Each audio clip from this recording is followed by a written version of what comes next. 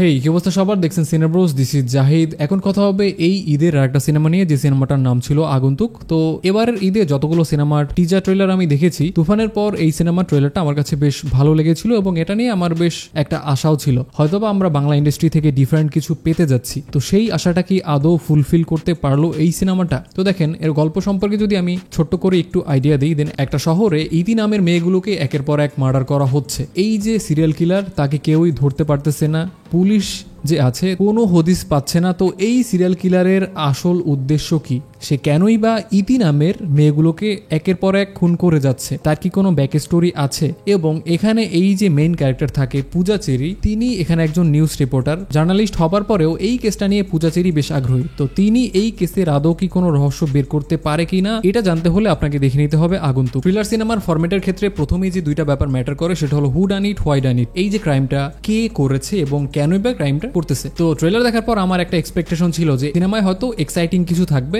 বা মিস্ট্রিয়াস কোনো ক্যারেক্টার থাকবে, তার ব্যাক স্টোরিটা হয়তো বেশ স্ট্রং হবে। তো সিনেমাটা দেখার পর আমি যে ব্যাপারগুলো আবিষ্কার করতে পারলাম, সেটা হলো এই কোনো ফরম্যাটই সিনেমাটা যায়নি। সত্যি বলতে এসব ফরম্যাটে যায়নি এটা বললে ভুল হবে। কেন ভুল হবে সেটাও বলি। তো দেখেন, সাধারণ দর্শকের কাছে যারা ঈদের সময়টাতে ছুটি পায়, তাদের কাছে এসব ব্যাপার একদমই ম্যাটার করে না। কোনটা কোন ফরম্যাটে গেল, কোনটা স্লো বার্ন, কোন সিনেমার পেসিং খুবই ফাস্ট, এইসব ব্যাপার তাদের কাছে একদমই ম্যাটার করে না। তাদের কাছে যে ব্যাপারটা ম্যাটার করে সেটা হলো সিনেমাটা কি ভালো নাকি খারাপ। সেখান থেকেও এই সিনেমাটা একদমই জঘন্য একটা সিনেমা। এর কারণ হলো দেখেন, প্রথমে যদি টেকনিক্যাল ব্যাপারগুলোতে আসি, দেন ডাবিং। আমি জানি অনেকেই হয়তো নিখুঁত ভাবে আমাদের মতো সিনেমাগুলো দেখে না, তাদের চোখে হয়তো এসব ভুল ধরা পড়বে না।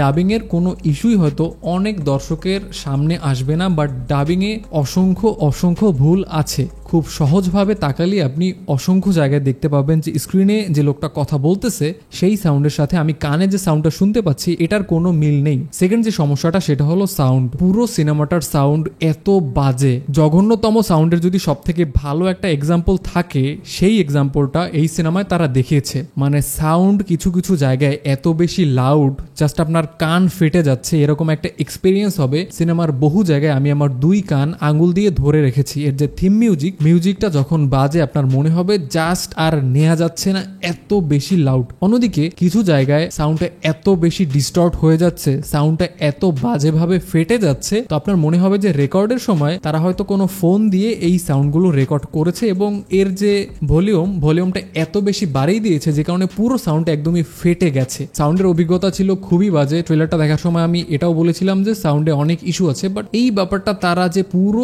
সিনেমা ব্যাপী চালিয়ে যাবে, দর্শককে যে টর্চার করে যাবে, এটা জাস্ট আমি এক্সপেক্টই করতে পারিনি। সিনেমার বহু জায়গায় আপনি চুম্মা দেওয়ার মতো এরকম উদ্ভট আওয়াজ শুনতে পাবেন, বাট সাউন্ডটা কে করতেছে, কেন করতেছে, এই ব্যাপারটা ধরতেই পারবেন না।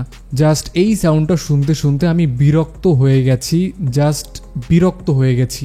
এত জঘন্য সাউন্ড আমি বাংলা সিনেমার ক্ষেত্রে এর আগে কখনো শুনিনি। এবারে আমরা যদি সিনেমার প্রধান বিষয়বস্তু নিয়ে কথা বলি, দেন এটা জাস্ট কোনো থ্রিলার সিনেমাই না, জাস্ট ফাজলামো করতে করতে সিনেমাটাকে বানানো হয়েছে। কেন এত শক্তপোক্ত কথা আমি বলতেছি, দেখেন সিনেমার প্রথম হাফে জাস্ট পূজা চেরির স্টোরি, তার ফ্যামিলি ইস্যু, শ্যামল মাওলা এবং এই পূজা চেরির মধ্যে কিছু খুনসুটি, এটা দেখানো হচ্ছে। এখন আমার কথা হলো, ভাই দর্শককে যেহেতু ওয়াদা দিয়েছেন, তাদেরকে যেহেতু বলতেছেন একটা থ্রিলার সিনেমা, থ্রিলারের থটাও অ্যাটলিস্ট দেখান। আর যদি আপনার ফ্যামিলি ড্রামা বানাতে ইচ্ছে করে, তো থ্রিলার বলে তো চিল্লানোর কোনো দরকার নেই। ধরে নিলাম এটা একটা ফ্যামিলি ড্রামা, এটা কোনো থ্রিলার সিনেমাই না, বাট সেই ব্যাপারটাও যে ঠিকঠাকভাবে ওয়ার্ক করবে সেটাও ওয়ার্ক করে না। এই যে শ্যামল মাওলা, পূজা চেরি, এদের মধ্যে সম্পর্কটা যে সুন্দরভাবে দেখানো হবে বা ছোট ছোট ভালো মোমেন্ট থাকবে, সেই ব্যাপারটাও কিন্তু পুরো সিনেমায় ছিল না। কথা নেই বার্তা নেই, হুট হাট করে গান চলে আসতেছে, সাউন্ড একদম লো থেকে হঠাৎ করে হাই হয়ে যাচ্ছে, গান আমি একদম আস্তে শুনতেছি, একটু পরে আবার অনেক জোরে শুনতেছি। এত সমস্যার মধ্যে এই ব্যাপার জাস্ট মেনে নেওয়া যাচ্ছিল না। সিনেমার প্রথম হাফে দেখানো হচ্ছে সিরিয়াল কিলার একের পর এক অনেকগুলো খুন করতেছে এবং এই যে পূজা চেরি, তিনি একের পর এক এই নিউজগুলো ক্যাপচার করতেছে, বাট পুলিশ কোনো ইনভেস্টিগেট করতেছে না। সিরিয়াল কিলার তার মতো দিব্যি মজায় খুনগুলো করতেছে, দ্যাটস গ্রেট। মাঝে মধ্যে রাস্তার মাঝখানে দাঁড়িয়ে সে উদ্ভট কিছু ডান্স করতেছে এবং পুরো ফার্স্ট হাফটা ছিল এরকম স্টুপিড কিছু জিনিসপত্র দিয়ে ঠাসা। সেকেন্ড হাফে গিয়ে আমরা জাস্ট ক্লাইম্যাক্সটা দেখতে পাই, এর বাইরে কোনো ব্যাপারই ছিল না এবং এর মতো স্টুপিড এবং জঘন্য ক্লাইম্যাক্স খুব কম সিনেমাতেই আছে। ক্লাইম্যাক্স দেখতে দেখতে আপনি জাস্ট বোর হয়ে যাবেন, জাস্ট বিরক্ত হয়ে যাবেন যে এই টর্চার থেকে আমি এবার মুক্তি চাই, সেটা হোক সাউন্ড এফেক্টের কারণে, অতিরিক্ত সাউন্ডের কারণে, অথবা একটা ছোট ব্যাপারকে টেনে লম্বা করার কারণে। সারা বিশ্বে সিরিয়াল কিলিং নিয়ে এত এত সিনেমা হয়েছে, তো সেই সিনেমার থেকে বেটার কোনো সিনেমা আমি এখান থেকে একদমই এক্সপেক্ট করিনি। বাট একটা মানুষ কেন সিরিয়াল কিলার হয়ে যাচ্ছে এই ব্যাপারটা অ্যাটলিস্ট ঠিকঠাক ভাবে দেখানো হোক। এই যে খুনগুলো করা হচ্ছে এর ব্যাক স্টোরিটা আসলে কি, এই মানুষটা সিরিয়াল কিলার কেন হচ্ছে, এটা কি তার কোনো রোগ নাকি তার সাথে এমন কিছু হয়েছে যে কারণে তিনি এরকম সিরিয়াল কিলার হয়ে গেছে। এই দুইটা ব্যাপার অ্যাটলিস্ট ঠিকঠাক ভাবে দেখাক, বাট এই দুইটা ব্যাপারেও তারা ব্যর্থ।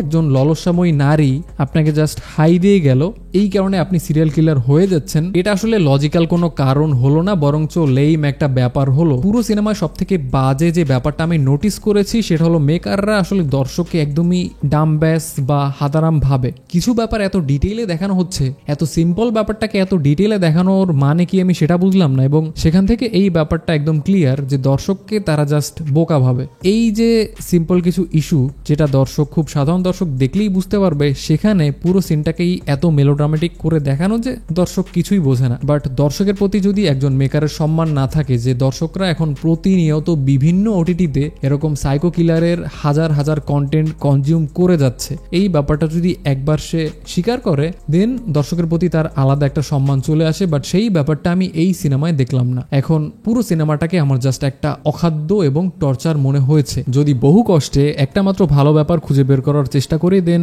সেটা হলো শ্যামল মওলা। এই লোকটা একদম চমৎকার পারফর্ম করেছে পুরো সিনেমায়, তার ক্যারেক্টার অনুযায়ী তিনি বেশ পারফেক্ট ছিল। বাট এর বাইরে পুরো সিনেমায় আসলে কোনো ব্যাপারই আমার কাছে ভালো লাগেনি। তো এই ছিল আগন্তুক নিয়ে আমার মতামত। যারা সিনেমাটা দেখার প্ল্যান করতেছেন এই ভিডিওটা দেখে আই গেস খুব সুন্দরভাবে একটা সিদ্ধান্ত নিতে পারবেন যে সিনেমাটা আপনি দেখবেন কি দেখবেন না। তো ভিডিওটা দেখার জন্য অসংখ্য ধন্যবাদ। যদি ভিডিওটা ভালো লাগে দেন চ্যানেলটি অবশ্যই সাবস্ক্রাইব করে দিতে পারেন। আপনার সাথে দেখা হচ্ছে পরে কোনো ভিডিওতে। টেল দেন টাটা।